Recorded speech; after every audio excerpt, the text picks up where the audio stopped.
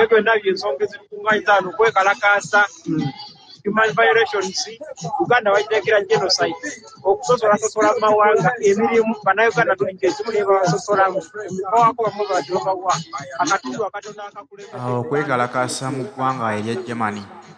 Bannayuganda abawangalira mu ggwanga erya Germany olwaleero babukeezezza nkokolo okweyiwa ku nguudo z'e Germany ne bagamba tulina okulaga obutali bumativu bwaffe olw'embeera eri ewaka mu ggwanga erya Uganda. Bagamba nti tukooye Museveni okwefuula nakyemalira atagambwako. Mwami Museveni ensi yaffe agidibaza agifudde ng'amaka ge. Buli kintu ye bw'ayagala kitambule bwe kitambula. Takyakolera ku mateeka wabula yakola by'ayagala nga ye omuntu omu ebimufevaringa so si ebifevaringa eggwanga Uganda. Bannayuganda bali ebweru w'eggwanga bagamba nti twandyagadde okudda ewaka naye embeera eri ewaka tetukkirizisa. Ne bw'onodda ewaka tewakyali mulimo gumatiza gw'oyinza kwetabamu n'ogamba nti kanjira nga nkola omulimo guno n'afunamu ejjamba erirabirira abantu bange. Emirimu gyonna baagidibaga baagisigaza kati gyabwe be bagiganyulwamu. Kyova olaba nti bwe balaba ebikolwa nga bino ebigenda mu maaso mu ggwanga Uganda babivumirira nga beekalakaasa. We njogerera bino, Mwami Museveni yalonzedde akakiiko akakulira ebyokulonda mu ggwanga erya Uganda nga bonna abakatuddeko bannakibiina kya NRM abamanyiddwa ensi yonna ebamanyi nti banna NRM, era nga Simon Byabakama endagaano ye baagizizza bujja. Teweerabira nti eyafutyanga akalulu ka 2021 aka Kyagulanyi Robert Ssentamu ke yawangula Museveni n'akafutyanka n'akagabira Mwami Museveni nti yawangudde, era baamuzizza akakiiko ako ne balonda ttiimu yonna eya NRM be bali mu bifo ebikulira akakiiko k'ebyokulonda. Mbuulira okulonda bwe kunaabeerako okw'amazima n'obwenkanya nti munnayuganda ly'ekkubo lyokka lyabadde asigazza okuyitamu okukyusa obukulembeze mu kalulu ako. Naye olwaleero bw'obeera ng'abantu abalina okulondesa bannayuganda, abalina okubala obululu, abalina okulangirira omuwanguzi w'akalulu ako nga bonna otaddeko bannakibiina kya NRM, bo banakkiriza Museveni bamugye mu buyinza ng'ate yabasasula yabataddewo yabawa ekyokulya. Bannayuganda bali mu mawanga ag'ebweru bawulira bino ebintu byongera okubennyamiza emitima nga bagamba nti oba oliawo tubadde n'essuubi ery'okudda ewaka mu biseera nga bukyali. Naye buli tuwulira bino nti ate mu kakiiko k'ebyokulonda bazzizaawo Simon Byabakama ne ttiimu ye gye yakola nayo, ekyo kibamalira ddala amaanyi. Kyova olaba bakola butassamukka butassamulira okulaba nga beekalakaasanga buli lunaku abazungu abagezaako okuyamba Museveni omuwa ku nsimbi ezimukuumira mu buyinza bategere omuntu gwe badiiringa naye. Bwe batyo olwaleero bakikoze nga bagamba nti Museveni free Uganda, Museveni must go. Bate ba political prisoners bonna abaasibwa awatali nsonga, bate abo abaawambibwa nga ne gye buli eno famire zaabwe teziddangamu kubalaba. Bwe baba nga ddala bakyaliyo balamu era bwe babeera bafu baleete emirambo gyabwe famire zigirabeko. All people all over the world, we are here and setting a very peaceful demonstration. Many Ugandans were killed, many Ugandans are dying, and the money you're giving to some African dictators is being used wrongly. Please, if you are to give money to any dictator or any leader, please set sanctions, set guidelines that if this money is to be given, it should be used just for the things that are used. If you send, for example, 5 trillion and you say this money should be used for this, please put a guideline that it should be used in a proper way, not to buy things that are leading to the death of Ugandans. We are also people like you. We are also people and we want to live also in a normal way. Please stop financing dictators in Africa. Yeah, stop financing dictators. Stop financing our death.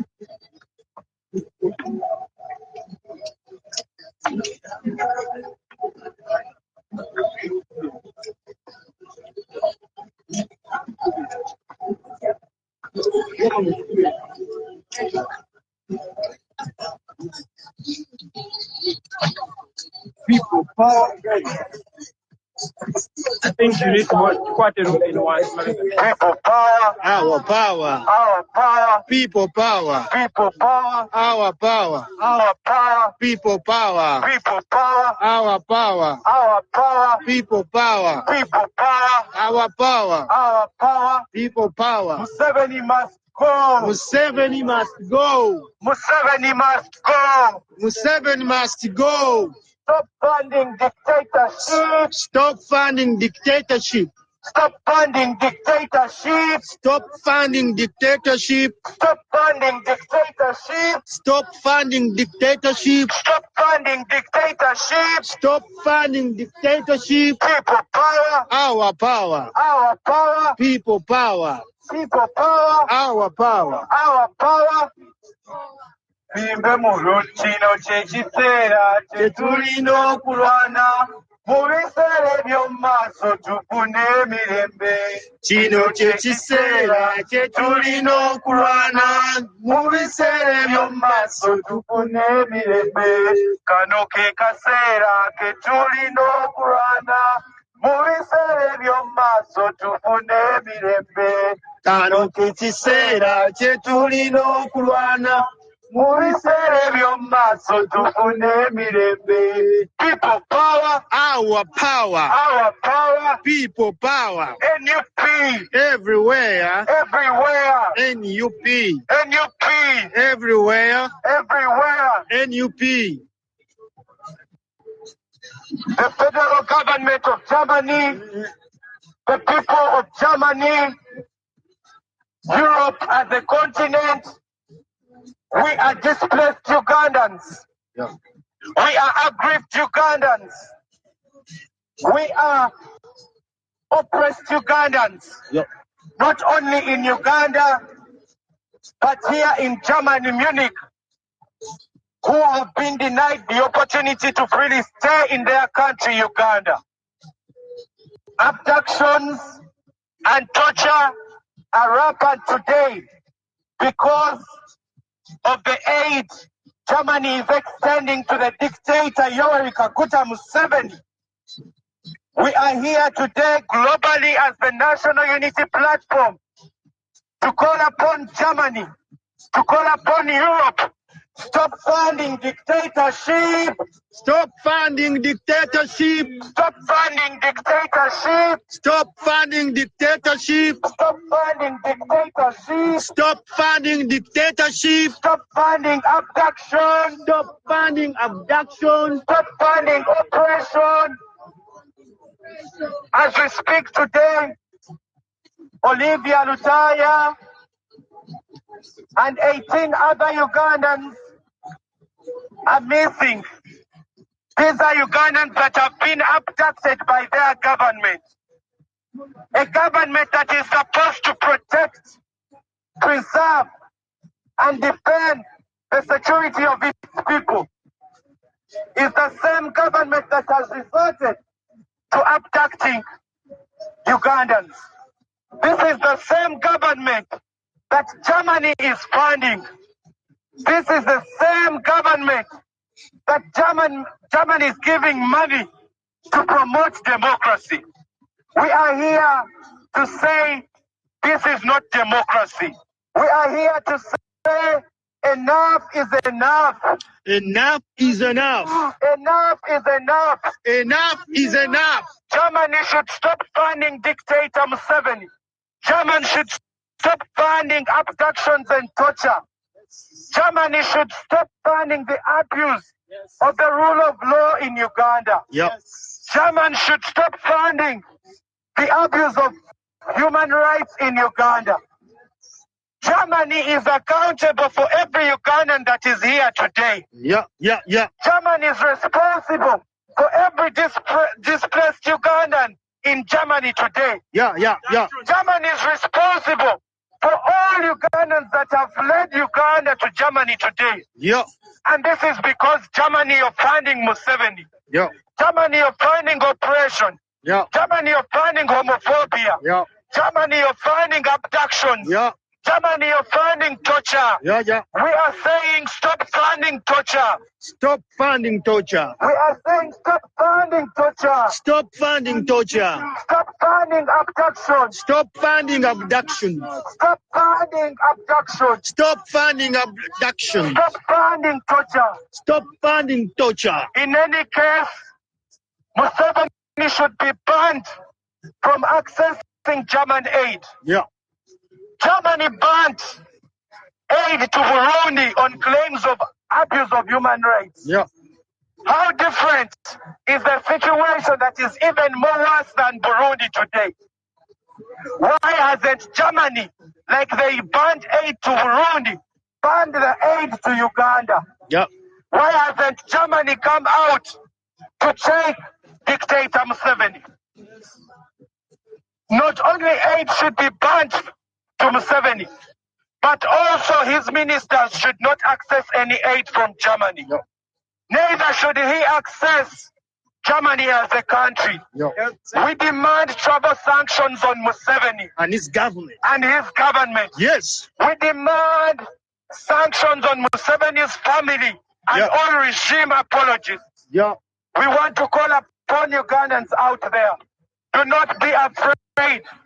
Come out and speak. Join our voices. Even in the diaspora in exile, we are not silent. We shall not say. We shall not keep quiet. We shall keep quiet. We shall not be intimidated. We shall not be Not scared. even by Germany that is supposed to protect us. Yeah. We want Germany to stop funding dictator Museveni. We want Germany to stop funding abduction. We want the freedom of Uganda that is being held by Germany. Yeah. Stop funding dictatorship. Stop funding dictatorship. Stop funding homophobia. Stop funding homophobia. Stop funding abduction. Stop funding abductions. Twagala Kibalama. Twagala Olivia Lutaya. Twagala Olivia Lutaya. Twagala John Bosco Kibalama. Twagala Kibalama. Twagala Kibalama. Twagala Olivia Machete. Lutaya. Twagala Twagala bannayuganda 18 twagala bannayuganda 18 eri gavumenti ey'ebitundu etwala Germany ng'eggwanga eri bannayuganda bonna bonna abali mu buwanganguse. Leero tuzze wano okwetooloola Bungereza nga bannayuganda abaawangangusibwa na kyemalira Yoweri Kaguta Museveni, nga bannayuganda abaawangangusibwa kitta bantu Yoweri Kaguta Museveni, ng'ekituleese wano olunaku olwaleero. Twagala gavumenti ya Germany erekerawo okufujjirira ensimbi obwannakyemalira bwa Yoweri Kaguta Museveni, kubanga ensimbi zinene eziweebwa Uganda tezirina nkulaakulanya yonna tezireeta eri Uganda, kubanga ensimbi zino eziweebwa Uganda bazikozesa kugula mmundu, kubanga ensimbi zino eziweebwa Uganda bazippa bubbi. Germany yavaayo n'esalako obuyambi eri Burundi. Yeah. Kubanga baali bagamba Burundi evumirira eddembe ly'abantu. Ekiri e Uganda kisussaako ekiri e Burundi. Lwaki Germany tekomye enkwe n'esalako obuyambi eri gavumenti ya Yoweri Kaguta Museveni? Germany eri mu kye tuyita political hypocrisy. Era twagala okutegeeza nti buli munnayuganda ali mu Germany leero buvunaanyizibwa bwa Germany, kuba Germany eremesezza nakyemalira mu buyinza. Era tukoowoola Germany eveeyo esaleko obuyambi obugenda eri gavumenti ya Uganda, esaleko obuyambi obugenda eri nakyemalira Yoweri Kaguta Museveni.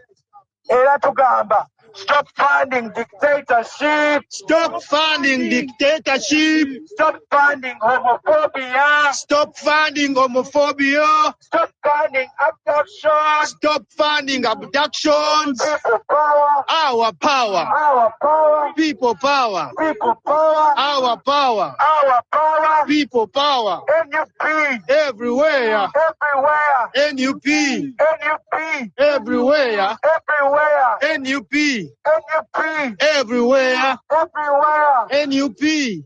Stop funding dictatorship. Stop funding dictatorship. Stop funding abduction. Stop funding abductions. Stop funding homophobia. Stop funding homophobia. Museveni must go. Museveni must go. Museveni must go. Museveni must go. Museveni alina okugenda. Museveni alina okugenda. Museveni alina okugenda. Museveni agende. bw'eti embeera bwebadde mu ggwanga erya Germany, bannayuganda nga bagamba nti Museveni ateekwa okutuviira ku nsi yaffe. Museveni abazungu balekerawo okumuwa ssente. Abantu bano abamuwa ssente be bamusibye ku bukulembeze bw'eggwanga Uganda. Akimanyi bulungi nti teyabuwangula naye alina okubeerawo ku kifuba akozesa amaanyi g'emmundu. Abamuwaga be bazungu abamuweereza ensimbi ezimukuumidde embuyinza n'afutubbala ku bannayuganda kuba akimanyi bulungi teyeeguya bannayuganda ensimbi zakozesa si zaabwe ziva mu bazungu. Kitegeeza nti abazungu bazanya paati nnene nnyo okulembera eggwanga lya Uganda nga bakozesa enkola y'obwannakyemalira. Kuba bw'obeera nga gw'ofandinga nnakyemalira kitegeeza gw'omukaka okusigala ku ggwanga litulugunye. Ebigenda mu maaso babimanyi bulungi. Bamanyi bulungi nti bannayuganda bakaaba enkya n'eggulo olw'obukulembeze obubi naye bo tebibakwatako, basigala mwami Museveni bamuweereza ensimbi. Bwe bati bannayuganda beekumyemu ogutaaka nga bagamba nti kijja kijje tulina obbagambako bantu mmwe Abajamani mmwe muweereza Museveni ensimbi atutulugunye. N'olw'ensonga eyo nsuubire nti obubaka buno bubayingidde mu matu era bagenda kukola ekisoboka okulaba nga basala obuyambi ku mwami Museveni ng'eggwanga lya Amerika bwe lyalangirira gye buvuddeko nti singa amawanga bwagenda geesalawo okuwa mwami Museveni ensimbi, Uganda eyinza okufuna ku buweerero. Dictatorship, please stop giving money to dictators because this money is just used to mistreat us. We just want a better and free Africa and Uganda life. We want all Ugandans to have free access to education, free access to everything. But instead, this money is used to buy military weapons, and these weapons are in the end being used to torture Ugandans. Free all people, free all African prisoners, free Uganda, free Africa at large.